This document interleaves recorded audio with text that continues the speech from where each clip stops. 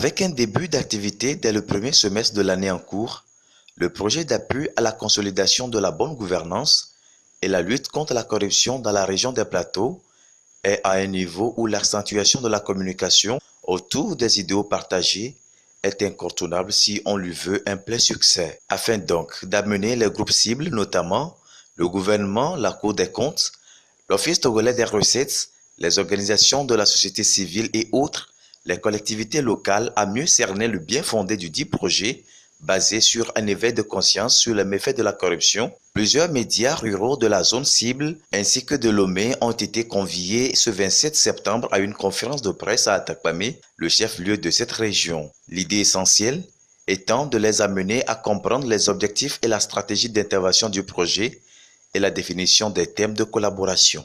Il sera question d'animer des émissions radio, des émissions télé, de présenter des sketchs et à travers des messages qui iront droit à toute la population.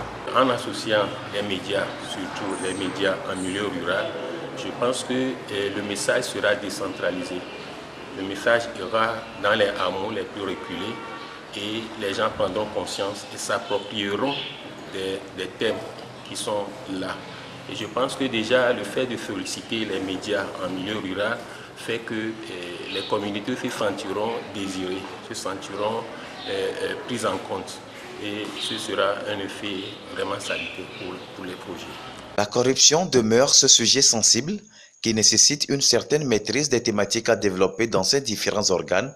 Et pour l'homme de médias, le professionnalisme doit être de mise. Je voudrais inviter ces médias, dans ce cadre, à respecter surtout la déontologie et l'éthique pour que les informations réelles, pour que l'objectif que s'est assigné RADDHO soit atteint.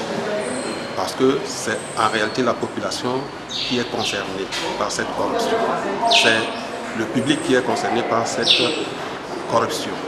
Il faudrait qu'à tous les niveaux, que l'information soit la même. Il ne faudrait pas qu'elle soit biaisée. Financé à hauteur de 324 millions de francs CFA par la Commission de l'Union européenne et le consortium d'ONG composé de la Rencontre africaine pour la défense des droits de l'homme RADDHO, l'Observatoire décentralisé des droits humains de la RADDHO au Togo et l'Association des jeunes engagés pour l'action humanitaire ONG-AGA, le projet d'appui à la consolidation de la bonne gouvernance et la lutte contre la corruption dans la région des Plateaux au Togo a une durée de 3 ans, 2016-2019, et devra permettre à terme une meilleure participation de tous les acteurs à la gestion des affaires publiques.